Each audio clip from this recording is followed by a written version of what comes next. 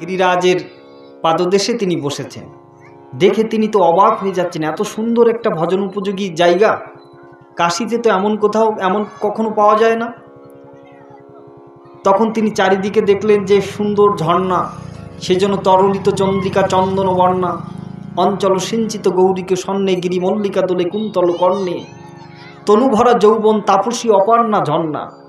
এমন সুন্দর ঝর্ণা, এমন মৃদুমন্দ্র বাতাস, সমস্ত দেখে তার মনটা একেবারে গলে গেল। সে বলল, এই পাহাড়কেই আমি নিয়ে যাব কাশীতে, সেখানেই গিয়ে নিত্য সন্ধ্যা আহ্নিক ভজন আদি ইত্যাদি করবো এর উপরে বসে বসে।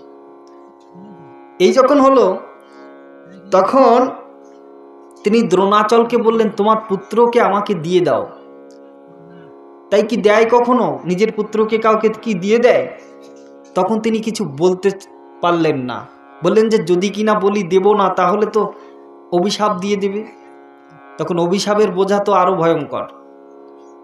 তাহলে তিনি বললেন, যদি আমার পুত্র আপনার সাথে যাইতে চায় তাহলেই আমি তাকে দিয়ে দেব, যদি যাইতে চায় তাহলে দিয়ে দেব, আর যদি না যাইতে চায় আমার কিছু করার নাই। তখন গিরিরাজকে তিনি বলছেন, গিরিরাজ তুমি আমার সাথে চলো। তখন গিরিরাজের স্মরণে এসছে, আমি তো জন্মলাভ করেছি কৃষ্ণ লীলাকে পুষ্ট করবার জন্য, আমি তো এখানে পড়ে থাকতে আসিনি। আমি তো জন্মলাভ করেছি কৃষ্ণ সেবা সুখ সম্পাদন করার জন্য। কৃষ্ণ যেখানে গোচারণা করবেন, আমার উপরে এসে খেলা করবেন, সেখানেই আমি যেতে চাই। তখন সে একটা মনে মনে একটা ফোন দিয়ে পুলস্ত ঋষির কাছে বললেন যে, ঋষিবর আপনার সাথে আমি যেতে পারি, তবে আপনি আমাকে নেবেন কি করে? তাহলে আমি যোগী, এজন্য আমি সমস্ত কিছুকে হাতের উপরে করে নিয়ে যেতে পারি। তাহলে একটা শর্ত থাকবে আমার। কি শর্ত? আমাকে নিয়ে যেতে গেলে একটা শর্ত থাকবে। শর্তটা হলো, আপনি যদি কোথাও কাশীতে রাখার আগে আমাকে রাখেন, তাহলে সেখানেই কিন্তু আমি থেকে যাব, আমাকে আর ওঠানো যাবে না। তো ঠিক আছে। এখন তিনি ওইটা হাতে করে নিয়ে বহু তীর্থ পর্যটন করতে করতে, যেখানে বৃন্দা দেবী যমুনার উপকূলে সাধনা করেছিলেন, সেই বৃন্দাবনে এসে তার যেন পাটা আর চলছেই না, শর্তের কথা তার মনে নাই। আর গিরিরাজ দেখছেন, এই তো সেই বৃন্দাবন, যেখানে আমার গোবিন্দ আসবেন লীলায় মূরতি ধরে, সেখানেই তো আমাকে থেকে যেতে হবে, আমি তো এখানেই থাকতে চাই, এর জন্যই তো আমার জন্মটা হয়েছে। তখন তিনি কি করলেন? অত্যন্ত ভারী হয়ে ঋষিবরকে অত্যন্ত কষ্ট দিচ্ছেন। ঋষিবরেরও মনে নাই যে গোবর্ধন বলেছিল একটা শর্তের কথা। তিনি কি করলেন? ওই গোবর্ধনকে ওই বৃন্দাবনে নামিয়ে সেখানে সুন্দর সন্ধ্যা আন্দিক বন্দনা করে সুস্থ হয়ে আবার যখন গোবর্ধনকে তুলতে যাবেন, তখনই তিনি বললেন যে আমি তো আর যেতে পারবো না। যেতে পারবে না মানে? চলো আমরা দুজন কাশীতে যাব, সেখানে আমরা ভালো থাকবো। বলছে, না আমি তো আপনার সাথে যেতে পারবো না, আমার শর্তই প্রতিজ্ঞা তো প্রতিজ্ঞা, সেটা তো ভাঙা যাবে না। তখন তিনি কি করলেন? তোলার চেষ্টা করলেন খুবই, কিন্তু তুলতে পারলেন না। যেই তুলতে পারলেন না, ব্যর্থ হলেন, মনের বিরুদ্ধে যখন চলে গেল, তখন তো গীতাতে বলা হচ্ছে যে কামসু ক্রোধসু রজগুণ সমুদ্ভব মহাসন মহাপাত্মা বিদ্যি মিহবৈদিনম। কাম থেকে ক্রোধ, ক্রোধ থেকে মোহ, মোহ থেকে সংমোহ, সংমোহ থেকে ঈর্ষা, ঈর্ষার থেকে স্মৃতিভ্রংশ, আর স্মৃতিভ্রংশ থেকে সেই জীবের বিনাশ হয়। তাহলে ঋষি তারও দূরে নয়, তৃণ থেকে ব্রহ্মা পর্যন্ত সবই হচ্ছে কৃত্রিম, অর্থাৎ একটা সময়ের পরে তাদেরকে চলে যেতে হবে। এই জন্য ভ্রম মোহ বিপ্রলিপ্সা করোনা পাঠক। ভ্রম মানে ভুল করা প্রবণতা, মোহ মানে মোহিত হওয়ার প্রবণতা। ঋষিমুনিরাও তো মোহিত হয়েছেন, বিশ্বামিত্র তো মোহিত হয়ে তার সাধন ভঙ্গ করেছিলেন, সেটার কাহিনী আপনাদের জানা রয়েছে। তাই ভ্রম মোহ বিপ্রলিপ্সা অর্থাৎ অন্যকে প্রতারণা করার স্বভাব আমাদের রয়েছে। আজকে যে বাজারটা চলছে সব প্রতিযোগিতার বাজার, এই বাজারে টিকে থাকা খুবই কষ্টকর। এই প্রতিযোগিতার সার্থকতা কোথায়? যেখানে সুন্দর নাম কীর্তন হচ্ছে, যেখানে ভাগবতীয় কথা হচ্ছে, ভক্তরা জমায়েত হচ্ছে, তার যদি আমি বিরোধিতা করি, তাহলে তো আমার ওই পাপ রাখার আর জায়গা থাকবে না। এই জন্য আমাদেরকে সবাইকে সতর্কতা অবলম্বন করতে হবে। আমরা যুদ্ধে নামিনি, আমরা ভজন করতে চাই, আমরা ভগবানের ধামে যেতে চাই। তো ভগবানের ধামে যেতে গেলে তো ভগবান একটা দলিল দিয়েছেন, ম্যানিফেস্টো দিয়েছেন, সেই ম্যানিফেস্টোর নিয়ম তো আমাদেরকে মানতে হবে, আইনের বই তো আমাদেরকে মানতে হবে। সংবিধান যদি আমি না মানি, তাহলে সেই দেশে কি আমার থাকা যাবে? তাহলে আমাদের পারমার্থিক জগতের সংবিধান তো ভগবান নিজ মুখে বলেছেন, যা সংপদ্ম নবস্য মুখ পদ্মাত বিনিসৃতা, যা একমাত্র ভগবান গিয়েছেন সেই শ্রীমদ্ ভগবতীয় গীতা, সেটার আমরা মেনে চলতে পারছি কোথায়? আমাদের ভিতর থেকেও তো সেই কাম, ক্রোধ, লোভ, মোহাম্মদ, মাৎসর্য নিয়ন্ত্রণ হচ্ছে না। তাহলে কি সেই সাধনা আমাদের হচ্ছে? তাই তিনি ঋষি হয়েও তাকে অভিশাপ দিয়ে দিলেন, তোমাকে তিলে তিলে প্রতিদিন তোমার তিল পরিমাণ ক্ষয় হবে। যেদিন তোমার থেকে তিল পরিমাণ তিল ক্ষয় হতে হতে যখন তুমি মাটির সাথে মিশে যাবে, তখনই এই পৃথিবীর পতন ঘটবে, কলিযুগের সমাপ্তি ঘটবে। এটাই তাকে অভিশাপ দেওয়া হয়েছিল। তাই আজও কিন্তু তিল পরিমাণে ওই পৃথিবীর বক্ষে তাকে কিন্তু চলে যেতে হচ্ছে। কিন্তু তিনি তো সেখানেই থেকে গিয়েছিলেন এই গোবিন্দ লীলা পারিষদ থাকার জন্য। তা তিনি কিভাবে লীলা করেছেন? আজকে যখন অন্নকূট কেন হয়, কি জন্য হয়, এ বিষয়ে একটু কথা বলতে হবে। তা না হলে তো মায়েরা যারা আসছেন দূর দূরান্ত থেকে বুঝতে পারবে না যে আমরা কি জন্য গেলাম সেখানে, কি উদ্দেশ্য রয়েছে, কি মাহাত্ম্য রয়েছে তার, কোথা থেকে ঘটনাটা উঠে আসলো, অন্নকূটটা কি। তাহলে অন্ন মানে হচ্ছে, দেখুন অন্ন শব্দটার ব্যাপক অর্থ। আমরা অন্ন মানে মনে করি ভাত, কিন্তু যারা শ্রীমদ্ ভগবদ গীতা সাধক সঞ্জীবনী অধ্যয়ন করেছেন তারা অবশ্য জানেন যে অন্ন মানে হচ্ছে যা খেয়ে জীবন ধারণ করে, সেটাই হচ্ছে অন্ন। যেমন একটা মাটির পোকা ওই মাটি খেয়ে জীবন ধারণ করছে, সেটা হচ্ছে তার অন্ন। অন্নাৎ ভবতি ভূতানি, এই ভূতগণ জন্মলাভ করেছে অন্ন থেকে। এই অন্ন জন্মলাভ করে কোথার থেকে? মেঘ থেকে। মেঘ জন্মলাভ করে কোথার থেকে? যজ্ঞ থেকে। যজ্ঞ জন্মলাভ করে কোথার থেকে? কর্ম থেকে। আর কর্ম জন্মলাভ করে হচ্ছে বেদ থেকে। আর ওই বেদে সদা পরব্রহ্ম প্রতিষ্ঠিত থাকেন। এই জন্য উপনিষদাদিতে অন্ন শব্দটা জড়ের প্রতীক হিসাবে ব্যবহার করা হয়েছে। এই জন্য আমাদের দেহটাকে বলা হচ্ছে অন্নময় কোষ, ফিজিক্যাল সেল। তারপরে যখন এই ফিজিক্যাল সেল থাকে, যেমন একটা বৃক্ষ সে ফিজিক্যাল সেল, তার ভিতরে দৌড়াবার শক্তি নেই, সে একটা জড় পদার্থ এক জায়গায় বসে বসে জীবন ধারণ করছে। তারপরে এই শরীরে যখন প্রাণের প্রতিষ্ঠা হয়, তখনই সেটা হয় ভেটাল সেল, অর্থাৎ প্রাণময় কোষ। এই প্রাণ থেকে যখন মনকে লোড করে দেওয়া হয়, তখন সেটা হয় মেন্টাল সেল। আস্তে আস্তে আত্মার উন্নতি ঘটে। কেন?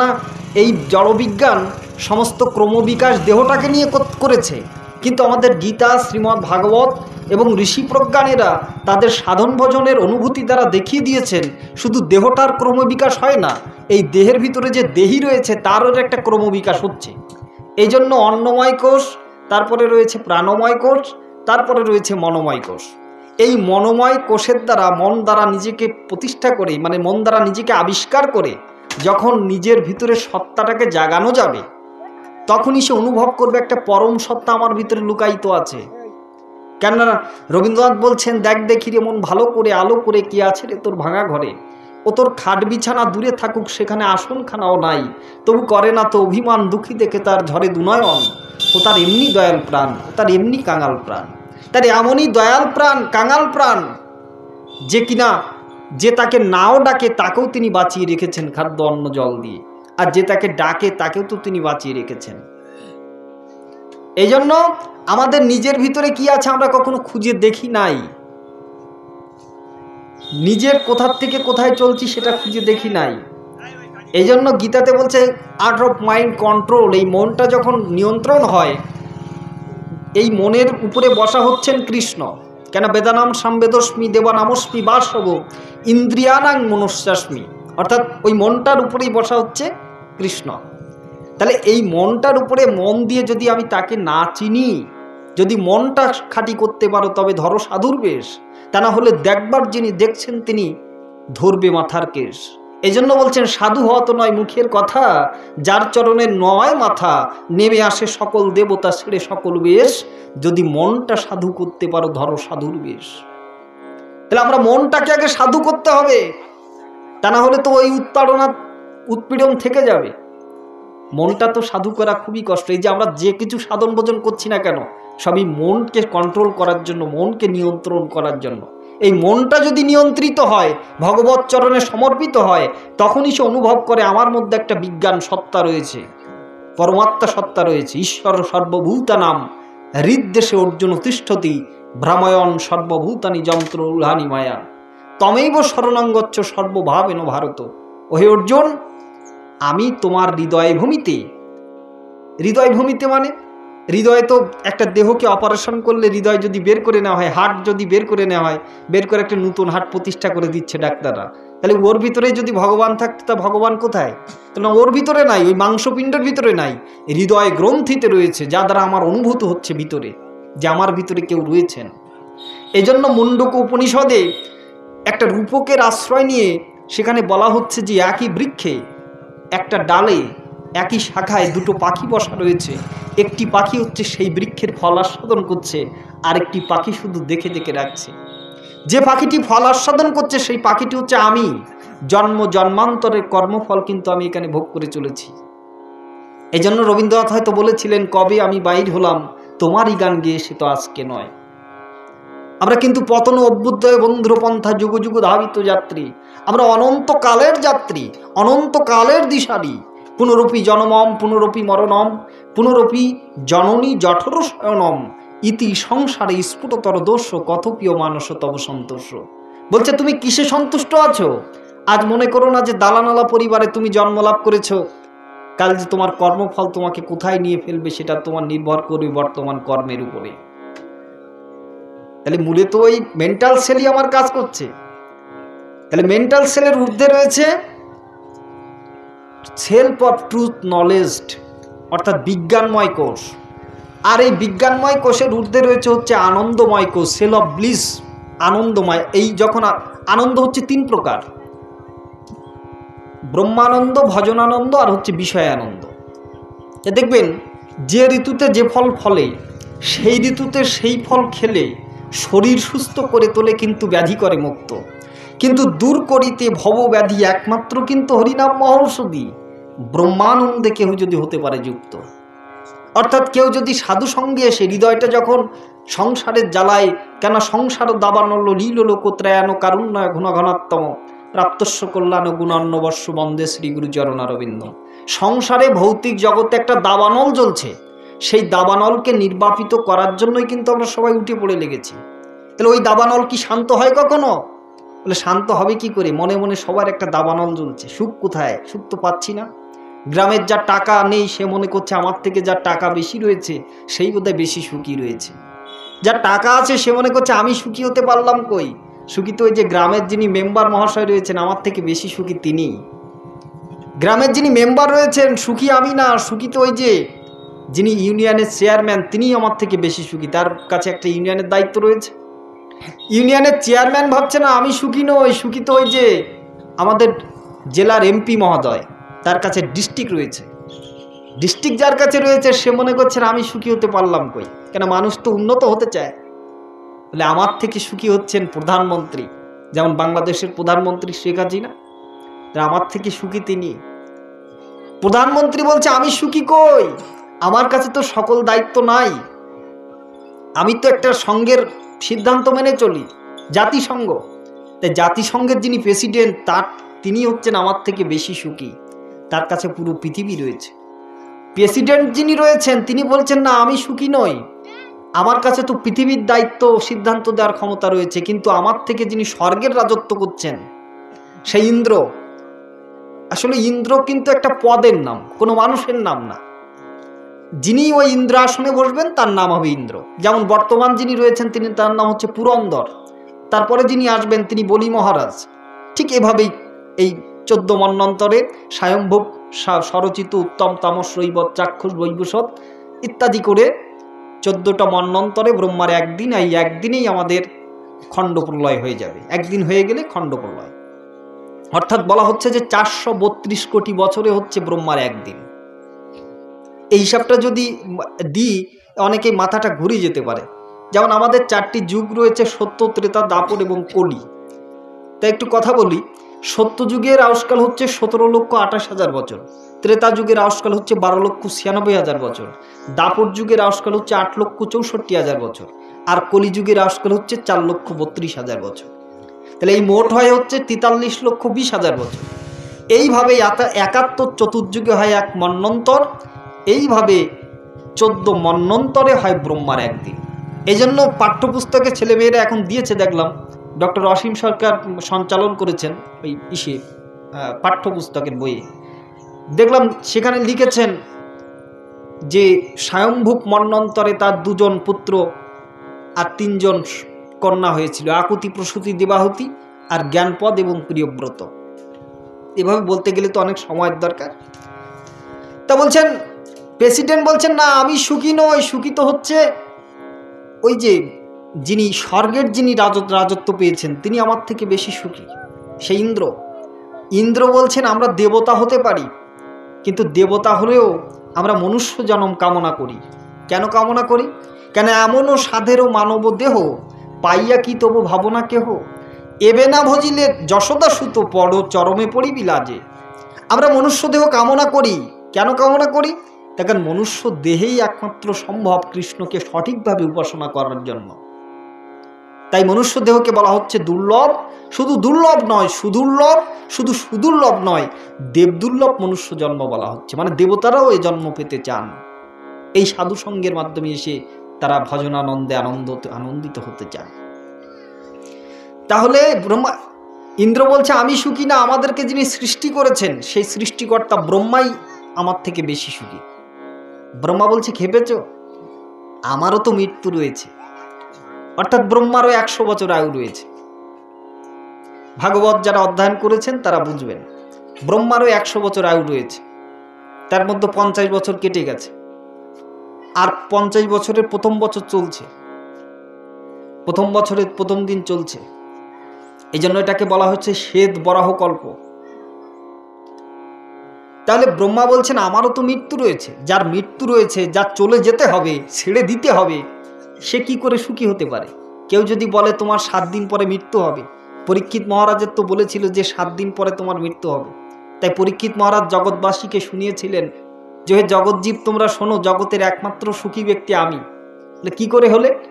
বলে জগতে কেউ জানে না যে তার কয়দিন পরে মৃত্যু হবে, কিন্তু আমি একমাত্র জানি যে আমার কয়দিন পরে মৃত্যু হবে। না কয়দিন? 7 দিন আমার সময় হাতে আছে। কিন্তু আমরা এখানে বসে আছি, সবাই জানি না আমাদের 7 দিন সময় আছে কিনা, আমাদের 7 মিনিট সময় আছে কিনা আমাদের হাতে। তাই ব্রহ্মা বলেন আমি সুখী নয়, মৃত্যুকে যিনি জয় করেছেন সেই মৃত্যুঞ্জয় আমার থেকে বেশি সুখী, অর্থাৎ শিব ঠাকুর। যে শিব ঠাকুর আমার থেকে বেশি সুখী। শিব বলছে না না, আনন্দের উৎস হচ্ছেন শ্রী গোবিন্দ, তিনিই সর্ব আনন্দের উৎস, সর্বরসময়।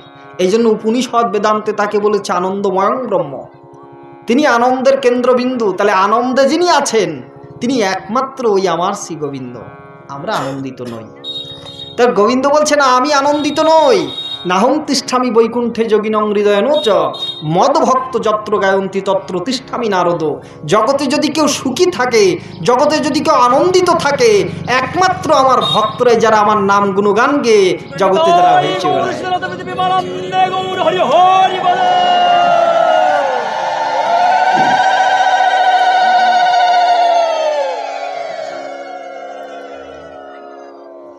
তাইতে দেখেন না, 3টে বৃন্দাবনের কথা বলেছিলাম, তাই এইটা একটা বৃন্দাবন, এটাকে বলা হয় নিত্য বৃন্দাবন।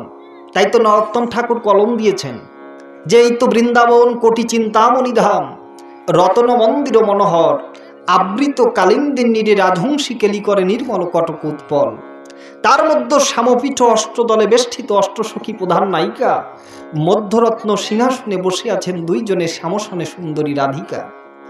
একমাত্র সাধক নিয়ে সাধন কেটে দিয়ে তার মায়ার বাঁধন, সুষমা পথ দিয়ে যখনই সেখানে যায়, সেখানে গিয়ে যুগল মূলতি দেখতে পায়। যদি ভাবা যায় যে এই সেই শ্যামকুণ্ড, এই সেই রাধাকুণ্ড, এই সেই নিকুঞ্জবন, শ্যামকুণ্ড, রাধাকুণ্ড, গিরি গোবর্ধন, তখনই কিন্তু সেই নিত্য বৃন্দাবন, যেখানেই ভক্তরা একত্রিত হয় সেখানেই নিত্য বৃন্দাবনে পরিণত হয়। যেমন আজকে কিন্তু এখানে হয়েছে, আজকে আমরা বৃন্দাবনে বসে আছি। আর তো সৌভাগ্য যে সুন্দরবন রয়েছে, সুন্দরবনের পাশে নদী রয়েছে, নদীর পাশে আমরা ভাগবত কথামৃত শ্রবণ কীর্তনের একটা মহতি সুযোগ পেয়েছি। এখানে আসাও যেমন আমাদের পক্ষে যেমন একটা পুণ্যের কাজ, এখানে বসে ভাগবত শ্রবণ করাও আমাদের জীবনে অনেক সফল। তাহলে একমাত্র সুখী তিনি। তাই ঘটেছিল কি বৃন্দাবনে, একদিন বৃন্দাবনে এসেছেন অনিমান্ড ঋষি। অনিমান্ড ঋষি এসেছেন।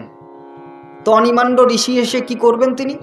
না, বছরে একটা পূজা হয় বৃন্দাবনে, সেটা হচ্ছে ইন্দ্র পূজা। কেননা ইন্দ্র পূজা কেন হয়? তার কারণ ওরা একটা বিশ্বাস নিয়ে ইন্দ্র পূজা করে। কি বিশ্বাস সেটা বলছি পরে। তার সমস্ত সব আয়োজন হয়ে গেছে, এত এত সবজি, এত এত অন্ন, এত এত ব্যঞ্জন আদি সমস্ত সব প্রস্তুত হয়ে গেছে। পূজা শুরু হবে, ঋষিবর শুরু করবেন। এমন সময় কৃষ্ণ এসে বলছেন, বাবা আমি দেখি প্রতি বছর তোমরা এই সুন্দর করে সাজিয়ে এত এত জিনিস একত্রিত করে তোমরা পূজা করো। তোমরা কার পূজা করো? বলে আমরা হচ্ছে ইন্দ্রের পূজা করি। বাবা প্রশ্ন হলো কেন করো? বলে কেন করি? আমরা তো বৈশ্য জাতি। বৈশ্যের তিনটি কার্য, কৃষি, গোরক্ষা এবং বাণিজ্য। যেমন ব্রাহ্মণের 9টি কার্য, সম দম তপ অপসর্য ক্ষান্তিনার্য মে বচ জ্ঞান ও বিজ্ঞান আস্তিকম ব্রহ্মকার্য স্বভাবজম। যদিও এমন গুণসম্পন্ন ব্রাহ্মণ জাতবংশে এখন পাওয়া যায় না, তবু আমরা তাদেরকে কিন্তু ক্রিয়াকলাপে ডেকে আনি। তাই এটা সুস্থ সমাজের ওই রকম কর্মকাণ্ড হওয়া উচিত নয়।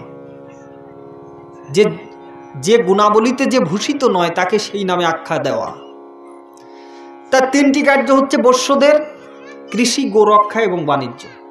তা তারা কৃষি, গোরক্ষা, বাণিজ্য এইগুলো নিয়েই থাকে। গোরক্ষা করে, গরু পালন করে। তো দেখো, আমরা হচ্ছে ব্যবসায়ী শ্রেণী, বৈশ্য সমাজ। ইনি প্রশ্ন করেছিলেন বিদেশে। আমার বাবা এখানে বলছিলেন যে 1965-তে এসি ভক্তিবেদান্ত স্বামী মহারাজ তিনি গিয়েছিলেন আমেরিকাতে। আমেরিকাতে গিয়ে তিনি একটা আন্দোলন করে কৃষ্ণ ভবনামৃত প্রতিষ্ঠা করেছিলেন। প্রথমে কিন্তু আমেরিকা বিজয় হয়েছিল 1893-তে, স্বামী বিবেকানন্দ তিনি করেছিলেন। তার পরবর্তীতে গিয়েছিলেন ভারতরত্ন বিষ্ণুপাদ ডক্টর মহানব্রত ব্রহ্মচারী 1933-এ। তিনি গেলে তার কাছে প্রশ্ন রাখা হয়েছিল যে আপনি তো এসেছেন, তা আপনার মতো ধর্মের জাতাজাতি দেশাদেশি আর কোথাও দেখি নাই। বলে কি? বলে জাতি তো একটা না, 4টি, ব্রাহ্মণ, ক্ষত্রিয়, বৈশ্য, শূদ্র। তাহলে দেখুন, একটা গাড়ি চলতে গেলে, উত্তরটা দিয়েছিলেন এমন, একটা গাড়ি চলতে গেলে ওই গাড়িতে 4টি চাকা লাগে। ঠিক ওই 4টি চাকা যদি বেসমান হয়ে যায় তাহলে কিন্তু গাড়িটা সঠিকভাবে চলে না। 4টে চাকা ঠিক সমানভাবে কিন্তু ওই রাস্তায় নোয়াতে হবে, তাহলে হইলে চলবে। ঠিক একটা দেশ পরিচালনা করতে গেলেও এই 4টি সমাজের প্রয়োজন। বুদ্ধিজীবীর প্রয়োজন, শাসক শ্রেণীর প্রয়োজন, ব্যবসায়িক শ্রেণীর প্রয়োজন, আবার শ্রমিক শ্রেণীর প্রয়োজন। তাহলে ঠিক তেমনই এই সমাজ ব্যবস্থার জন্য আমাদের ঋষির সিদ্ধান্ত দিয়েছেন এই 4টি সমাজ, অর্থাৎ ব্রাহ্মণ, ক্ষত্রিয়, বৈশ্য এবং শূদ্র, সেগুলো গুণ অনুপাতে, কর্ম অনুপাতে, চতুর্বর্ণ মায়া সৃষ্টং গুণ ও কর্ম বিভাগস, কিন্তু জন্ম অনুপাতে নয়। তা এই ডক্টর মহানব্রত ব্রহ্মচারী তিনি ভারত রত্ন। তিনি কেমন করে হলেন?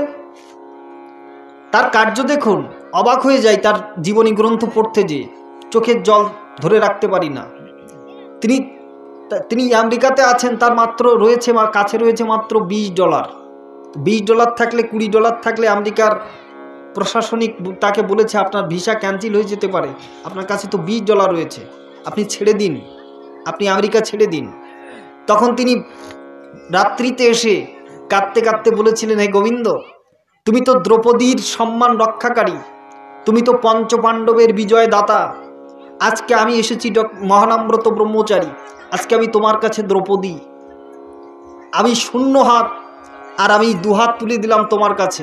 আজকে যদি আমেরিকা ছেড়ে আমাকে যদি বাংলাদেশে ফিরে যেতে হয়, ফরিদপুর ডিস্ট্রিক্টে, তাহলে আমি এ জীবন আর রাখবো না। এই টেমস নদীতে আমি নিজের জীবনকে বিসর্জন দেবো, এখান থেকে ভাসতে ভাসতে আমার ফরিদপুর ডিস্ট্রিক্টে আমাকে নিয়ে যাবে। আশ্চর্যান্বিতভাবে পরের দিন সকালবেলা তার মানি অর্ডারিং হয়েছে, যে বলেছেন বাংলাদেশ থেকে আপনাকে $400 কে যেন পাঠিয়েছে। এই ব্যক্তি যার লেখনীতে রয়েছে রসে ভরা, তার গুরুদেব হচ্ছেন শ্রীপাদ মহেন্দ্রজি। আপনার কেওটখালি আপনারা চেনবেন না, বর্তমান হচ্ছে কৃষি বিশ্ববিদ্যালয়। এশিয়া মহাদেশের ভিতরে সবথেকে বড় কৃষি বিশ্ববিদ্যালয় হচ্ছেন ময়মনসিংহে, কেওটখালি বলতো আগে, ময়মনসিংহ কৃষি বিশ্ববিদ্যালয়। তা তখনকার আগের জমিদার ছিল হচ্ছেন মহারাজ শশীকান্ত। তা এই যে ডক্টর মহানব্রত ব্রহ্মচারীর যিনি গুরুদেব ছিলেন শ্রীপাদ মহেন্দ্রজি, তিনি গিয়েছিলেন সেই শশীকান্ত মহারাজের কাছে। মহারাজ, একটা নিবেদন আছে। কি নিবেদন? মহারাজ, এই যে পহেলা বৈশাখে আমরা চিন্তা করেছি 1000 মৃদঙ্গ 1000 করতল নিয়ে আমরা একটু নগর কীর্তন করব। তা আপনার কাছে মিনতি করছি, আপনি 1000 মৃদঙ্গের ব্যবস্থা করুন। তা ঠিক আছে, আমি 1000 মৃদঙ্গের ব্যবস্থা করে দেব। সঙ্গে সঙ্গে কলকাতায় চিঠি লিখে দিলেন, 1000 মৃদঙ্গের অর্ডার দিয়ে দিলেন। তাহলে মহারাজ, আরেকটা আর্জি আছে। কি আর্জি? তাহলে আর্জিটা হচ্ছে এই, আপনাকে আমাদের সর্বপ্রথম থাকতে হবে, আপনি সেই নিত্য কীর্তনের মধ্যমণি থাকবেন। তখন বলল, তুমি খেপেছো? বলে, কেন? তাহলে আমার নামটা তুমি খেয়াল করেছো? শ্রী শশীকান্ত মহারাজ। আমি রাজা নয়, রাজার রাজা যিনি মহারাজ। আমি যে গাড়িটা ব্যবহার করি, মহারানী ভিক্টোরিয়া ছেলে যে গাড়ি ব্যবহার করতো বর্তমানে 20 কোটি টাকা, ওইটা আমি ব্যবহার করি। আমি যখন পথে চলি তখন হাতির পিঠে, আমি কখনো খালি পায়ে চলেছি কিনা আমি জানি না। আর ওই রৌদ্র, প্রচণ্ড রৌদ্র তাপদায়ে খালি পায়ে তোমাদের সাথে নিত্য কীর্তন করতে যাবো, এটা আমি পারবো না। প্রথমটা আমি পারতে পারি, খোল মৃদঙ্গ তোমরা নিয়ে যাও। ঠিক আছে মহারাজ, আপনি চেষ্টা করবেন। এখন কি হলো, যখন আগের দিনে খোল মৃদঙ্গ সব দিয়ে দিলেন, পরের দিনে ওই ময়মনসিংহ বিশ্ববিদ্যালয়ের একটা বিরাট মাঠ আছে, ওই মাঠ দিয়ে কীর্তন আরম্ভ হবে। দেখলেন সবার আগে যিনি উপস্থিত হয়েছেন তিনি ওই এলাকার মহারাজ, তিনি হচ্ছেন শশীকান্ত মহারাজ। এসে হাজির হয়ে গিয়েছেন। বললেন, বাবা, আমি আর বাড়িতে থাকতে পারলাম না। কেন? তাহলে কে যেন আমাকে রাত্রিবেলা স্বপ্নে এসে বলে গিয়েছেন, তার মাথাটা ছিল হচ্ছে সিংহমূর্তি আর তার দেহটা ছিল হচ্ছে মানুষের মতো। আমার বক্ষটা বিদীর্ণ করে বলেছে, ওয়ে দুষ্ট, কত শত শত জন্মের পরে তুই এনো মহারাজ উপাধি পেয়েছিস, মহারাজের ঘরে জন্ম লাভ করেছিস, তুই তো পুরানে খাচ্ছিস, তোর ঘরে তো নূতনের কোনো আমদানি নাই। তাই নূতন যদি তোকে পেতে হয়, একবার কৃষ্ণ নামে নেচে দেখ। তাই তোকে যেতে হবে। তুই যদি না যাস তাহলে বক্ষ বিদীর্ণ করে তোর একেবারে রক্ত চুষে আমি খেয়ে ফেলবো। তাই আমি স্বপ্ন থেকে যখন চেতনা পেলাম, তখনই আমি দেখলাম যে আমার সর্ব অঙ্গ ব্যথায় জর্জরিত করছে এবং দেখি আমার গায়ে হচ্ছে নখের আঁচড়।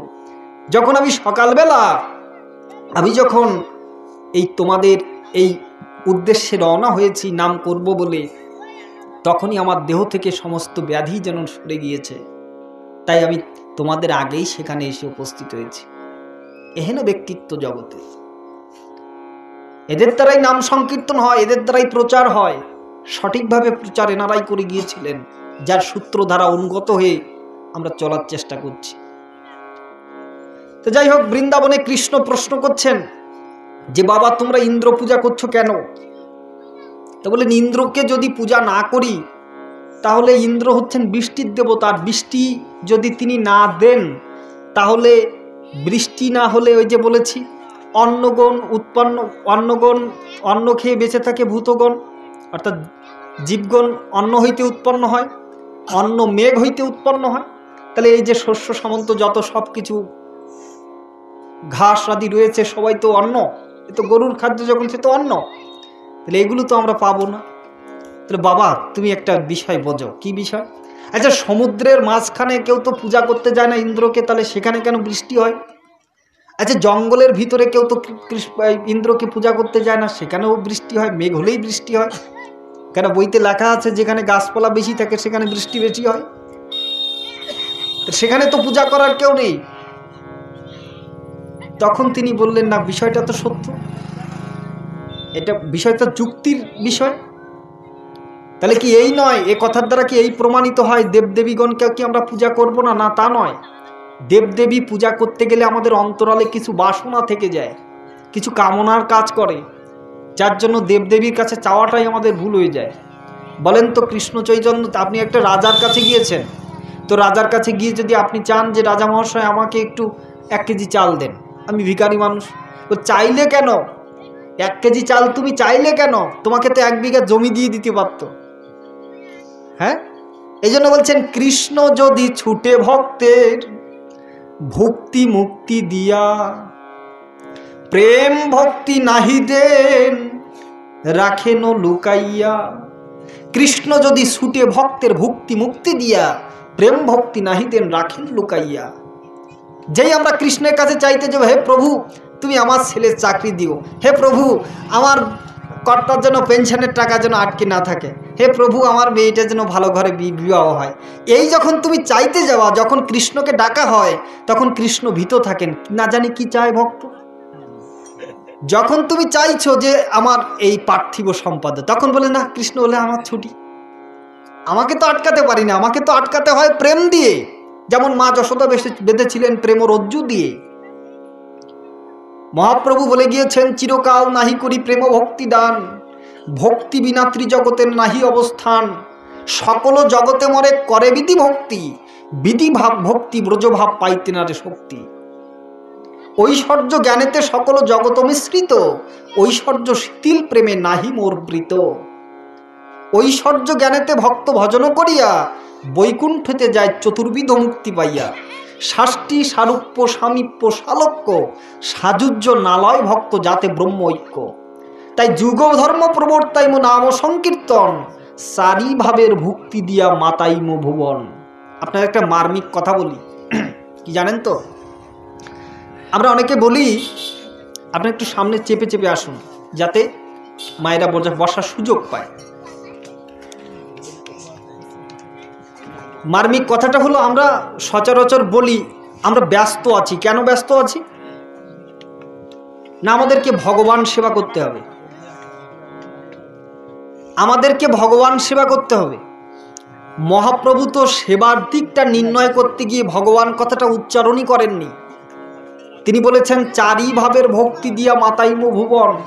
সেখানে ভগবানের কোনো অস্তিত্ব নেই, ভগবানকে সেবা করা যায় না, তিনি অনন্ত বিভু অনাদি, তিনি অনাদি তত্ত্ব, তাকে ভজন তাকে সেবা করা যায় না, তিনি ঐশ্বর্যমণ্ডিত। কিন্তু সেবা যাকে করা যায় তিনি হচ্ছেন শান্তভাবে, তাকে সেবা করা যায়, দাস্যভাবে করা যায়, সখ্যভাবে করা যায়, আর বাৎসল্যভাবে করা যায়, আর মধুরভাবে করা যায়। তিনি তো ভগবান নন, তখন তো তিনি আপনার সখা।